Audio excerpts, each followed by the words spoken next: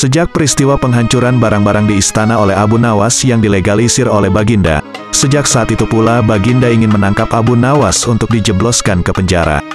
Sudah menjadi hukum bagi siapa saja yang tidak sanggup melaksanakan titah Baginda, maka tak disangsikan lagi ia akan mendapat hukuman. Baginda tahu Abu Nawas amat takut kepada beruang. Suatu hari Baginda memerintahkan prajuritnya menjemput Abu Nawas agar bergabung dengan rombongan Baginda Raja Harun al-Rasyid berburu beruang. Abu Nawas merasa takut dan gemetar, tetapi ia tidak berani menolak perintah Baginda. Dalam perjalanan menuju ke hutan, tiba-tiba cuaca yang cerah berubah menjadi mendung. Baginda memanggil Abu Nawas. Dengan penuh rasa hormat Abu Nawas mendekati Baginda. "Tahukah mengapa engkau aku panggil?"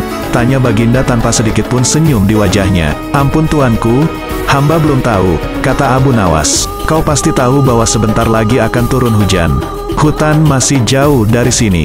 Kau kuberi kuda yang lamban, sedangkan aku dan pengawal-pengawalku akan menunggang kuda yang cepat. Nanti pada waktu santap siang kita berkumpul di tempat peristirahatanku. Bila hujan turun kita harus menghindarinya dengan cara kita masing-masing agar pakaian kita tetap kering.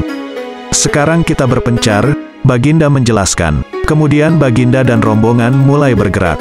Abu Nawas kini tahu Baginda akan menjebaknya. Ia harus mencari akal. Dan ketika Abu Nawas sedang berpikir, tiba-tiba hujan turun. Begitu hujan turun, Baginda dan rombongan segera memacu kuda untuk mencapai tempat perlindungan yang terdekat. Tetapi karena derasnya hujan, Baginda dan para pengawalnya basah kuyup. Ketika santap siang tiba, Baginda segera menuju tempat peristirahatan. Belum sempat baju Baginda dan para pengawalnya kering, Abu Nawas datang dengan menunggang kuda yang lamban. Baginda dan para pengawal terperangah karena baju Abu Nawas tidak basah. Padahal dengan kuda yang paling cepat pun tidak bisa mencapai tempat berlindung yang paling dekat. Pada hari kedua Abu Nawas diberi kuda yang cepat yang kemarin ditunggangi Baginda Raja. Kini Baginda dan para pengawal-pengawalnya mengendarai kuda-kuda yang lamban. Setelah Abu Nawas dan rombongan kerajaan berpencar, hujan pun turun seperti kemarin. Malah hujan hari ini lebih deras daripada kemarin. Baginda dan pengawalnya langsung basah kuyup karena kuda yang ditunggangi tidak bisa berlari dengan kencang. Ketika saat bersantap siang tiba, Abu Nawas tiba di tempat peristirahatan lebih dahulu dari Baginda dan pengawalnya. Abu Nawas menunggu Baginda Raja. Selang beberapa saat Baginda dan para pengawalnya tiba dengan pakaian yang basah kuyup. Melihat Abu Nawas dengan pakaian yang tetap kering, Baginda jadi penasaran. Beliau tidak sanggup lagi menahan keingintahuan yang selama ini disembunyikan. "Terus terang bagaimana caranya menghindari hujan, wahai Abu Nawas?" tanya Baginda.